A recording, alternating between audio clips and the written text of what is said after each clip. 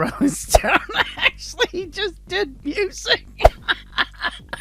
Just read the title. The furry community is struggling to snuff out far-right agitators. That's right.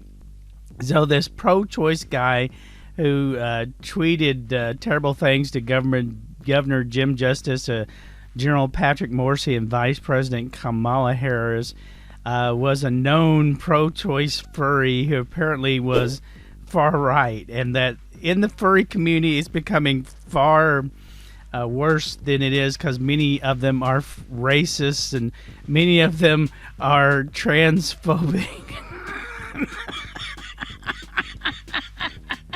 You wear a furry mask so you can have sex with partners. That's the least of your worry. There's a part in this article. I'll leave the link below because this is just too hilarious to even imagine. They have Rocky Mountain Fur Con there in West Virginia. Well, it's West Virginia. What do you expect? They're just jealous because they don't have a good basketball team. Anyways, as good as Kentucky, that is.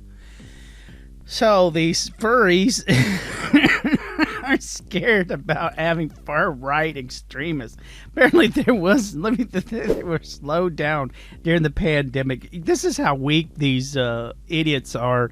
You're wearing a freaking mask and you're worried about going to convention. That's for COVID.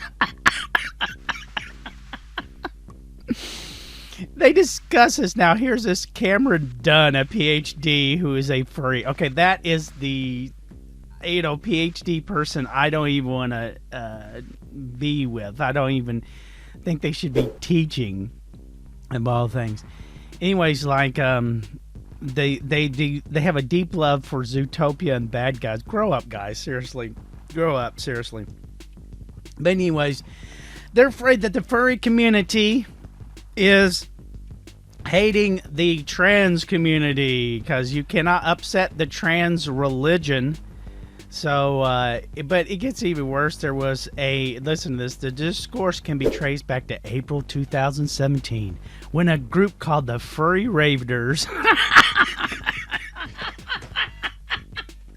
the Furry Raiders, who wore red armbands with a black paw print on the top of their fursuits, which some said evoked a Nazi uniform, was planning on attending a convention called Rocky Mountain Fur Con. The group claimed they weren't Nazis. We have a strong stance about keeping equal rights and personal creativity within the fandom, one of the group members told Rolling Stone at the time, but after some attendees threatened violence. The Denver police investigating deemed the threats credible. When the venue demanded $22,000 extra security costs, organizers decided to shut it down.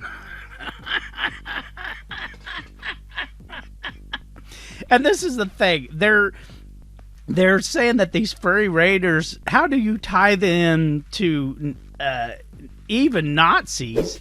They just, you've got a bunch of BDSM fetish people who dress like in these black leather outfits, and they're not tied into Nazis. But these guys wearing red armbands with paw prints are definitely Nazis and definitely far right. How does it come into far right? That'd be like saying that somebody at Denny's started a fight, so therefore there's a far right. Anybody who has violent tendencies now, I guess, is far right, according to these liberal trans religious idiots out there. But there you go, folks. I'm going to leave you the link to the article today. You need a good laugh. Read this article. It'll make you crack up. It'll make you so happy to be alive. This is the craziest thing I ever seen in my life. You guys have a wonderful day. Thank you for subscribing, liking, and sharing right here on the Biff Burrows channel.